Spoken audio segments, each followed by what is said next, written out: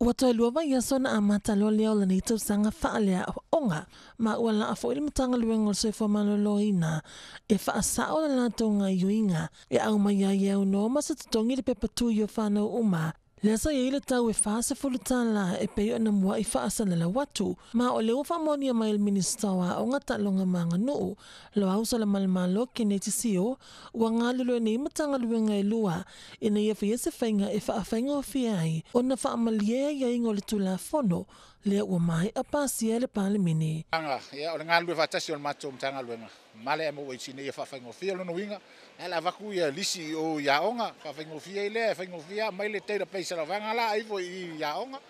ia o ale makula ko ia ma suele o le fufuanga le fai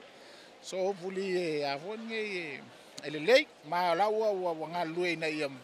mautinoa ia faafaigofie mo matua le o a foni e ulu latou fanau e mesana i fanau la iti le ia one. Mo le silafia, e lata to ona sulu a fila numero fanau le afo i atu ia o onga i le nei tausanga ma na ta ua Loau. La foi la ua iele anganga o le matagaluega ia vave ona na faia le a foi le nei le faaulunga tamitiaonga ai le o le solusu fitu a ua le tuua se o le solusu fitu ona fatoa ua umano faia a solusu fitu ua tur faia onga mal pensina i luna o le laupapa rala dane watu to e fai uma nei fo me malu fa yaso o la tau faia o te mi nei ya wa mata na nga solo ya onga la vo uma fai pule a onga fai a onga ya en case lo la to wa onga mau ya fo nei ta pena la to poto onga ya mfa ta tal me matu wa ta fo fa sal lau to no ya nga uma matu o ya fo nei fa a la to ta ulo la tomati ya ma ve la to ngoi nei mamla mai fo pule a onga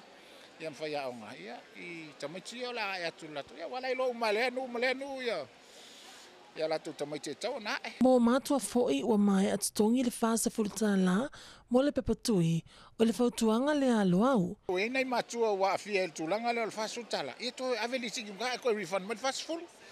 e fengo fia o ke lo foi e longa e fenkanga kulanga wala mo wala ko lisiki ia ko nga Moleanga i lumata ua Loau, o le asa ilia lava auala fo ia i mata upa faapea, ai ia ave lava le wha mua mua i fanau uma, ia ave ilea onga.